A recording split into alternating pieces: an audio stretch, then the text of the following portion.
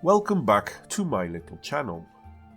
Now, people that have followed me, which aren't a lot I know, but still those that did may have heard me say in live streams or other videos that we are being lied to and manipulated by all sorts of people that try to push us in a certain direction. Now, obviously I talked about the welfare aid mafia and all that, but there is a second group that is probably even more so a problem for the Western world. It's the people that like to claim to do good for our environment. Now, obviously, we all know that the Earth only has 10 more years to exist if we don't drastically change our way of life, according to Madame Cortez. Then again, she isn't the first who said that, because about, 10 years ago, 12 years ago, something like that was being said as well. And in all fairness, if we look back, I think the stories of how the world will end in 10 years started in 1970, because we couldn't sustain our life. We couldn't sustain our life because we used so much fossil fuels, etc., etc., etc. Come to think of it, the 1970s is somewhat more than 10 years ago, so I can't shake the feeling that they're lying to us.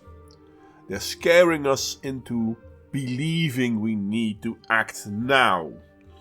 And the worst part is, it's not that they're wrong, it's that they're manipulating us. Because is there a reason to act now? Well, yeah, maybe there is, but not in the way they want. What am I talking about? Well, obviously the greenhouse gas emissions. Oh, it's terrible, don't you know? It's a huge problem. And in the European Union, they have an whole article on it, and they will tell you that in 2015, the world's air emissions by pollutants is terribly bad, and carbon dioxide, or CO2, is roughly 4/5 of it, or 81%. And that's a huge problem, it is. Why that's a huge problem? Well, because humans can't live on CO2, don't you know? But, I mean, we can't live without CO2 either. Now, it's not a good gas for us. Our body doesn't really like to have too much CO2. But if we have too little, that's also a problem. It's a balance thing, don't you know? And yeah, of course we need oxygen. But if we have too much oxygen, that's an issue too. Never mind that. So they tell us that, greenhouse emissions CO2 is a huge problem. And the EU is kind enough to tell us how those problems are created. Well, in Europe anyway. And then they will tell us that roughly 78% of CO2 comes from energy production, 8.7% from industrial processes, 10% from agriculture, and 3% from waste management. Now, I'm going to assume that 78% includes people driving their vehicles. And no, I didn't mean push bikes. I mean, cars and all that. I'm not sure because they don't really say so, but I'm going to assume that this fits there because it has to fit somewhere, doesn't it? And it sounds bad, doesn't it? 80% of our CO2, or almost 80% of our CO2, comes from energy production. Now, this surely means the energy I use to run my computer whilst recording this. But is it really that bad? No, it's worse. It's far worse. Look at the total green gas emissions per EU country in 2015, and this is in kilotons, so you know it's a big deal. And we immediately see that the biggest producer of greenhouse gas is Germany. Okay. But Germany has been pushing the green envelope for, well, the longest time, really. I mean, they have solar farms, they have wind farms, they have all sorts of projects to create more green energy. Whereas France, which is the third on the list, doesn't. Now, France is smaller than Germany, but it's not half as big. I mean, the differences aren't that big. But France nearly creates, well, half of the total amount of CO2 created by Germany. But Germany is creating lots of green energy. So why is that offset there? Well, first off, France creates energy through nuclear power.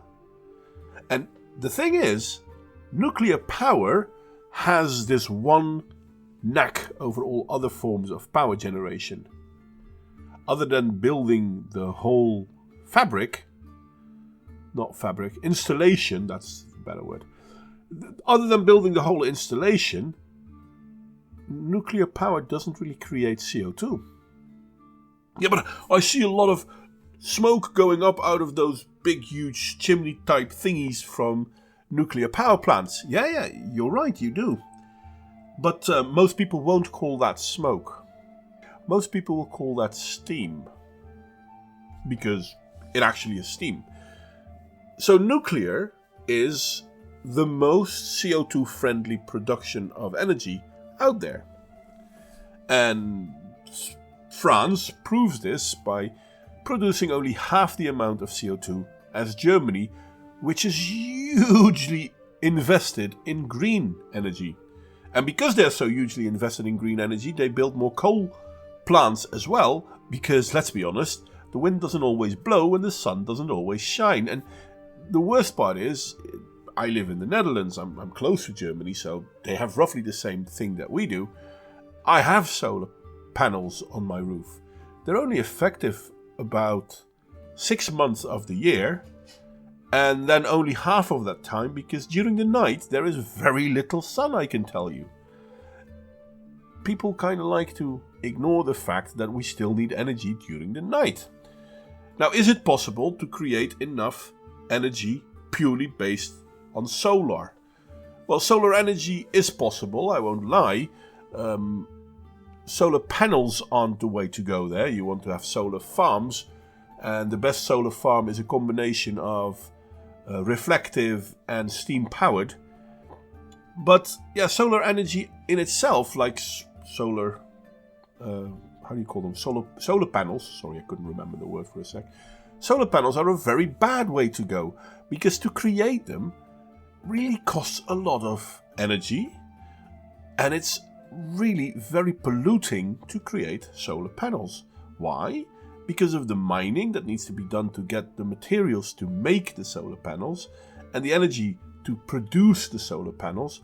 In effect, that will mean that the solar panels need to run for longer than their life expectancy to offset the damage they create with production. Now, we ignore that. And don't get me wrong, I have solar panels on my roof. But the reason I have solar panels on my roof is not because, look at me, I'm ecological. It's because, look at me, it's economical. Because they do create energy, which means that my price per month of energy consumption has gone down. And the same is true for wind energy. I mean, don't get me wrong, wind turbines are not a bad way to create energy. But the problem is, they stand atop a 20-meter tower of metal. A 20-meter tower of metal don't come naturally. Again, lots of CO2 and energy is used and created and blah blah blah to make these towers. And if we look at the big turbines that sit on top of them, they also need lots of materials.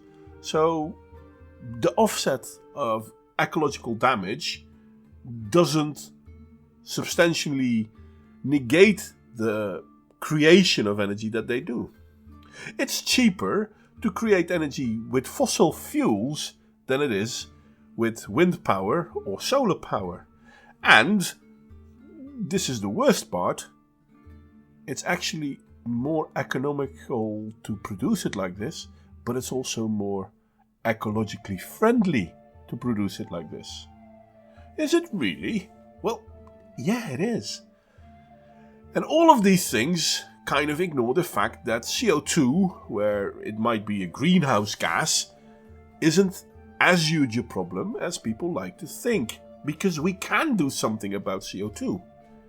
But we shouldn't be focused on trying to prevent making CO2. We should be focused on getting CO2 out of the air. And there is something real easy we can do for that. And the funny thing is, in Europe they did do this for a while, and till the 1990s, and then they stopped subsidizing it. What am I talking about? Planting trees. Because trees breathe in CO2 and breathe out oxygen. So if you want to offset CO2, well, there's a way to go. Now, most countries already have trees, so that should be enough, shouldn't it? Not really. I mean, we have grown a bit. We should plant more trees. There are people who say that we don't really need to plant trees because worldwide there are already about 3 trillion trees, and to offset the CO2 production of a country like America, you'd only need about, I would say, 400 billion trees, give or take 1 or 2. Well, that's a lot, isn't it? Well, yeah, but 400 billion or 3 trillion. Trillions, it's like a larger number. But the thing is, do we need to plant all those trees today, tomorrow, whatever? Well, actually, no, we don't, because we already have a lot of trees. But planting trees will reduce CO2. But it will only reduce CO2 temporarily, because trees will die and they will give back the CO2 into the world, or when we burn their stuff or whatnot. Yeah, but the thing is, when trees die, they usually leave behind offspring, so to speak. So, yeah, more trees will do the trick. Do we have enough room on the world to plant those trees?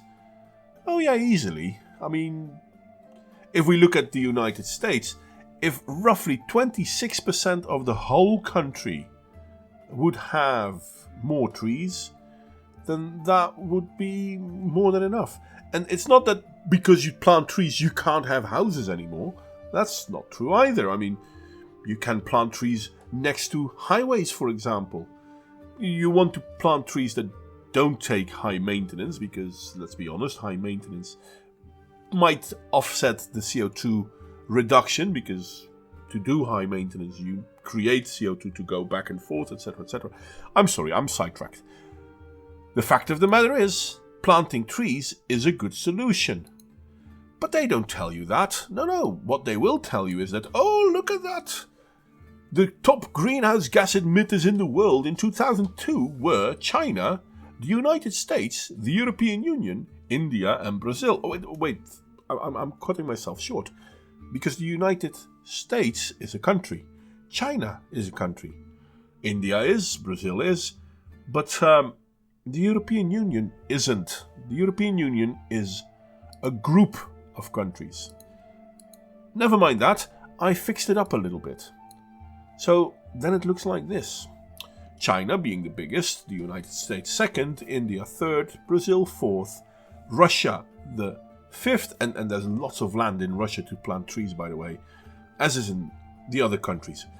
And then Japan, which doesn't have that much room to plant trees, I'll grant you that, but they still have a lot of it. And then Canada, which is mostly trees anyway, so I'm not really sure.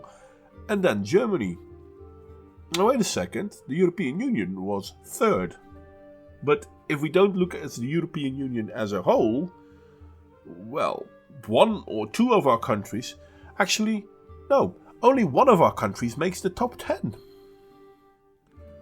That's somewhat weird. No, they don't want you to see it like this.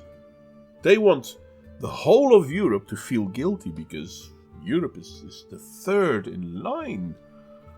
Never mind the fact that countries like Malta